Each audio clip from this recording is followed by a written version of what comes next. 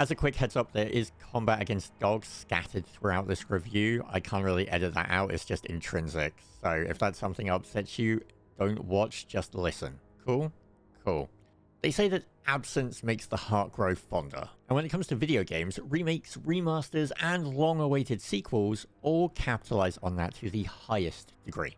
In your head, you have visions of crystal clear graphics rather than, two rectangles balancing a sphere. You end up with core moments that stick with you.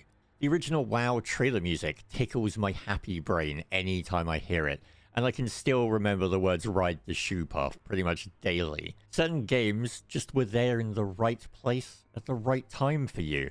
So when you get more of that world, it's easy to jump in with both feet, ready to enjoy every moment that comes for you. Sometimes though, you need to be a bit more pragmatic. Nostalgia is great, but it can make it hard when you finally get a long overdue sequel to one of your favorite games, and you're tasked with addressing the good and the bad. I can't believe that I finally get to say these words, because this is S.T.A.L.K.E.R 2 Heart of Chernobyl.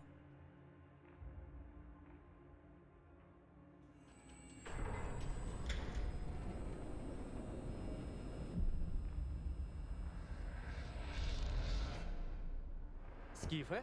Що ти тут робиш? Та трохи життя живу. Поглянь, як тут. Класно. Ей, до краю не підходь.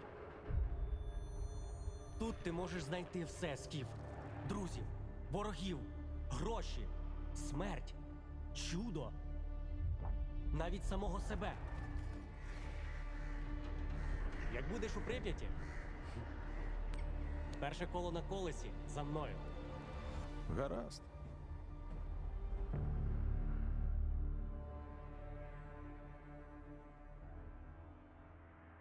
It's been 14 years since we've had a Stalker game, with Call of Pripyat coming out back in 2010.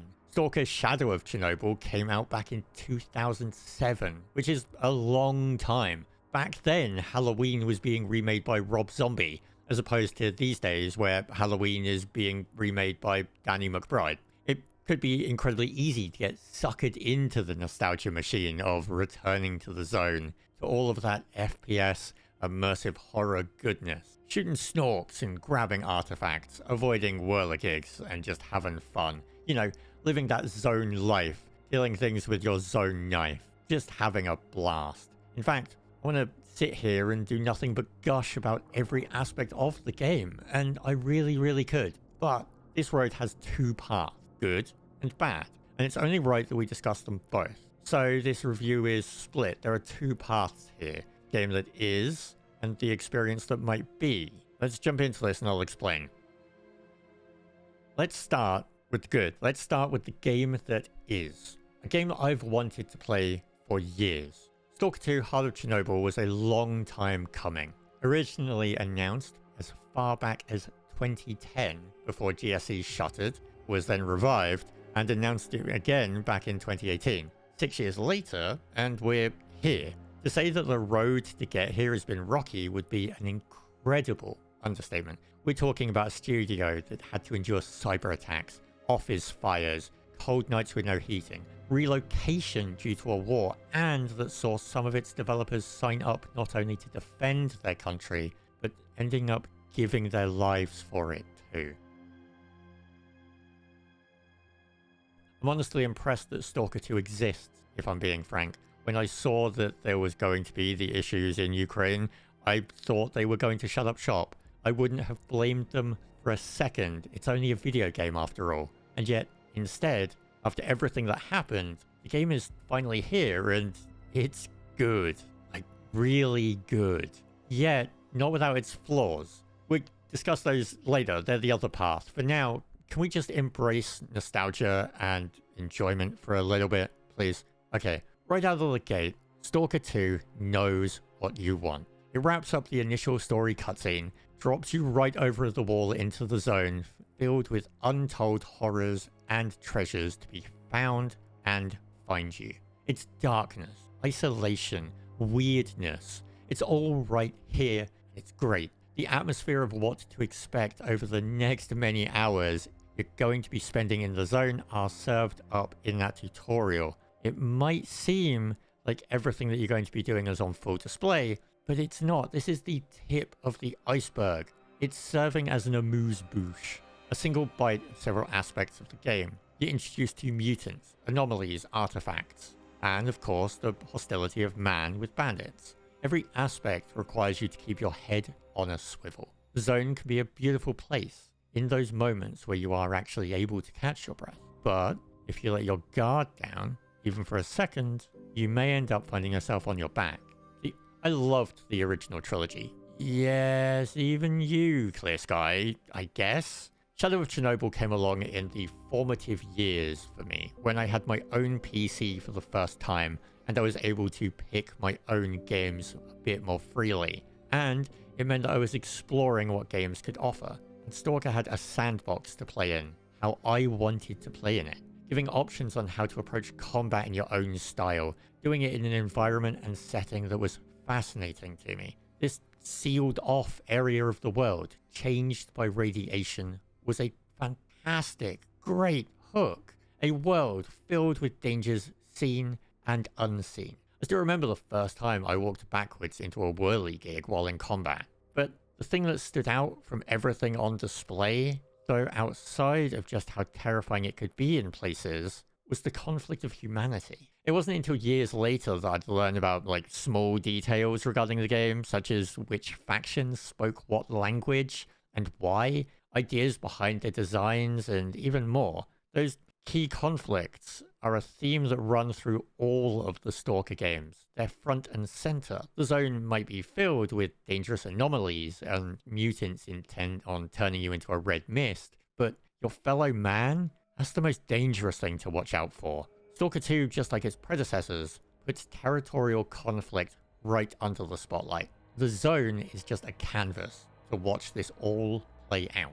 How do different people react when they are put under such circumstances? You end up with old favorites such as Monolith, Duty, Freedom, making a return here. And they're joined by new forces such as the Wardens, or Ward as they're called, an unwelcome military entity that has arrived in the zone and upset pretty much everyone I interacted with. There were maybe a few NPCs that had positive things to say, and if I shared my enjoyment of siding with the Ward, some NPCs basically told me to go chew on a barrel, if you understand my meaning. You're introduced to these factions and the choices you'll be making right up front. Who to side with, how you want it to play out, how you're going to approach things. All of it is going to shift the path you end up taking towards one of these several endings that the game puts in front of you to march towards. That journey, though, is a long one. You could rush through S.T.A.L.K.E.R 2. You could reach the ending a lot sooner if you want, but why would you, in my opinion?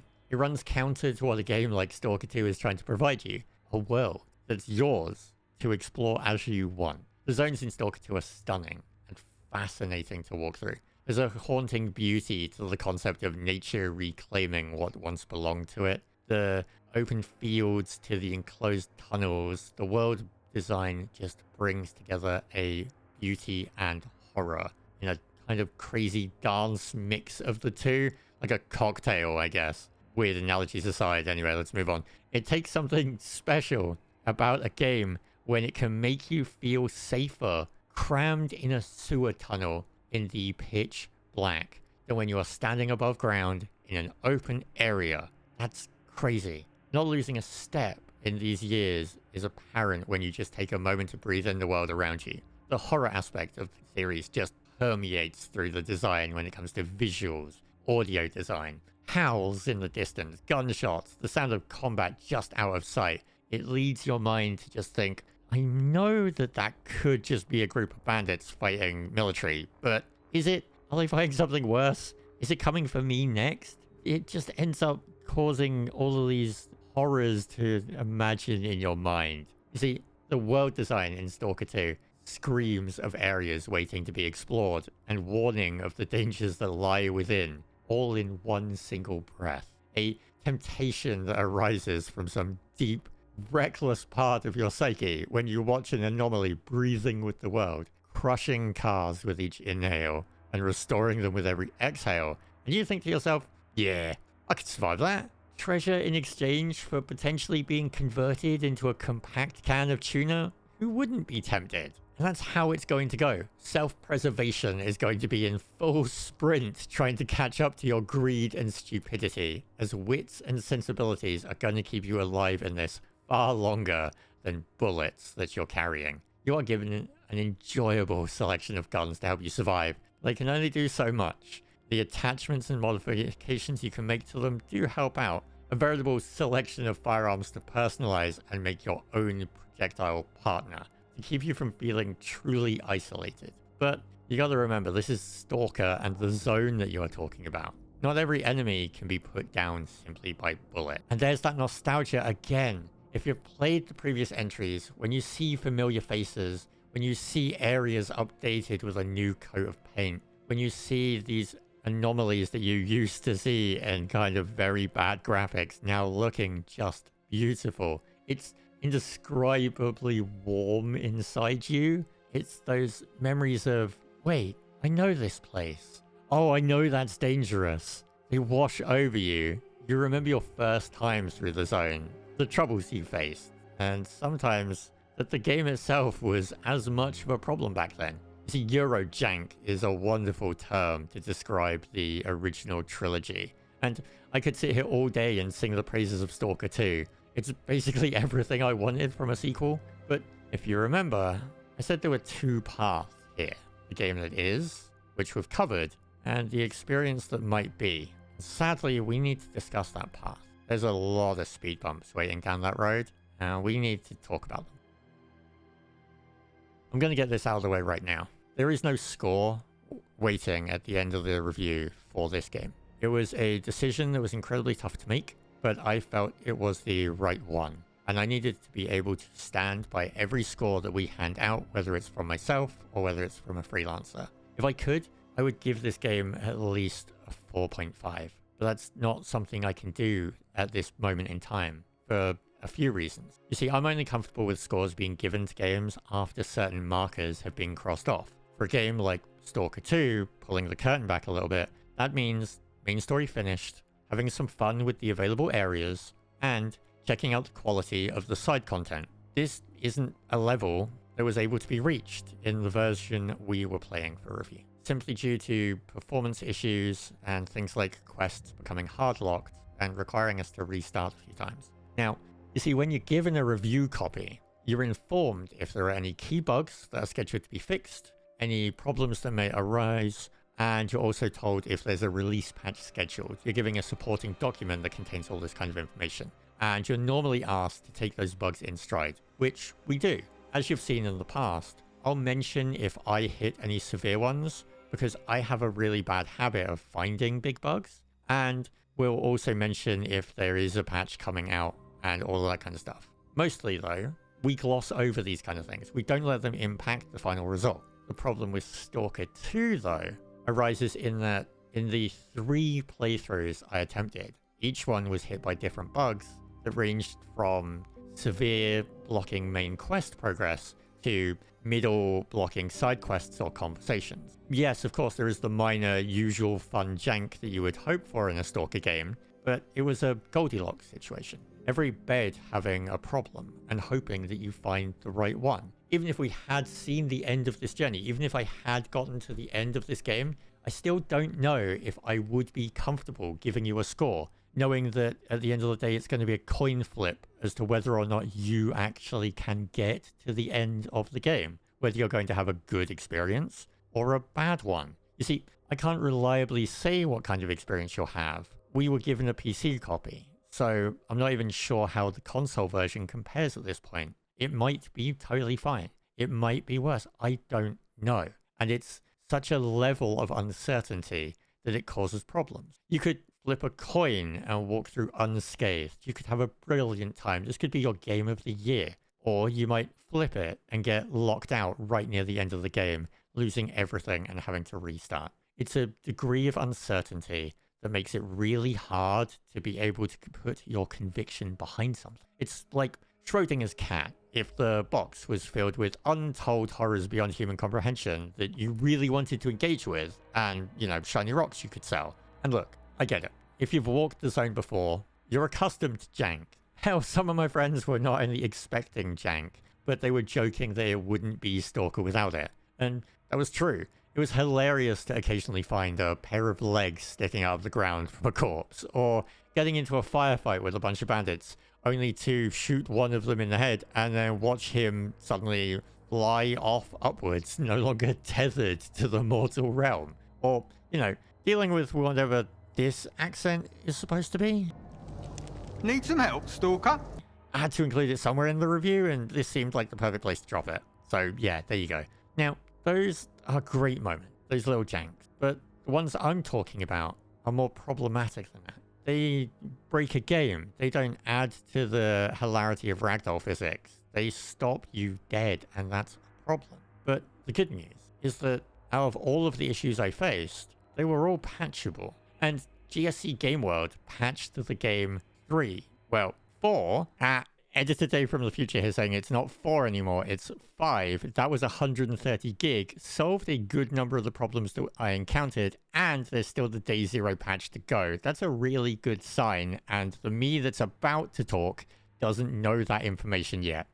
During our review, that's incredible to see a game get patched that many times. And on top of that, they have a day 0 patch coming out. That's a great sign for the future. But the future isn't now, and we don't like saying, well, the game could be great. So here we are, back at this point. And you know, I'm not going to be surprised if you see review scores take a hit from it. Some might remain positive, they might give them a pass. But I could imagine that you're going to see angry people on Steam clashing heads with defenders of the game because of, you know, they love the first 3, they used to jank, they are part of the community, they're going to defend the game. Or because of reasons that I gave, such as that GSC worked their ass off through conditions that are just insane to actually get this game out. And so yeah, if the game's great but buggy, then it can be fixed, and it will still be a great game after the fact. And look, if you are concerned, if you are a Stalker fan who played the first 3 games, and you are unsure if this game is actually going to be good, I can solve that problem. I can sell you this game with a simple 30-second clip. Are you ready? Here.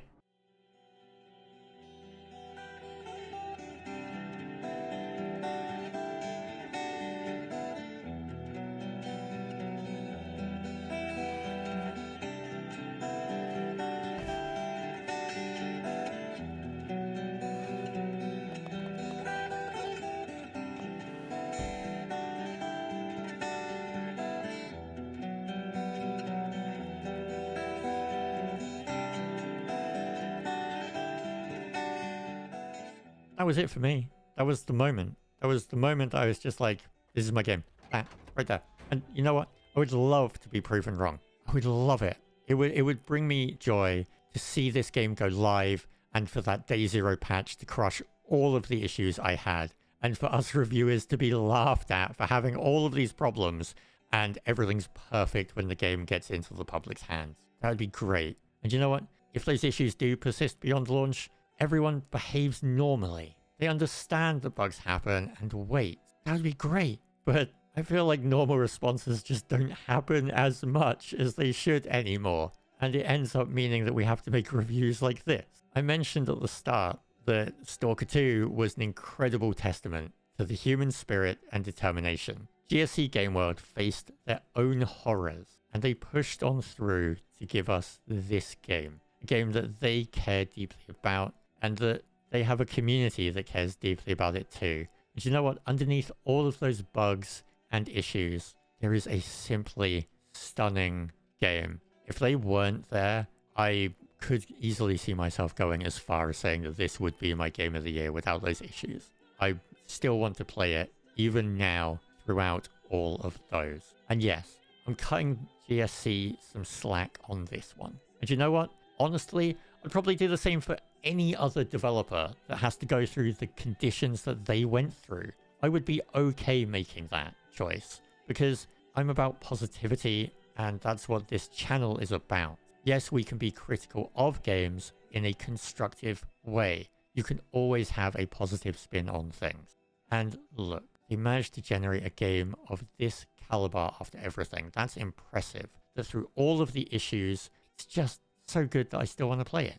So, what happens next? Well, the plan from us is to wrap this up as follows for you. And this is our advice. Regardless of if you're a fan of the franchise or a newcomer, if you're planning a trip to the zone, tread carefully, as you may not see the anomalies that could come up. As for our plans, we're going to revisit S.T.A.L.K.E.R 2 when the first story DLC is due to drop. Do a retrospective at that point to see how it's improved, and then we'll score it accordingly at that time. That seems the fairest way to do it.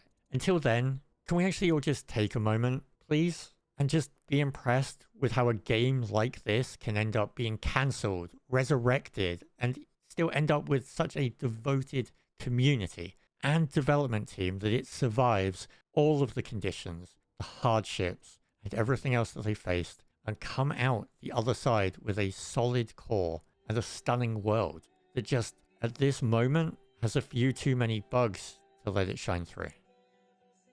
Slava Ukraine.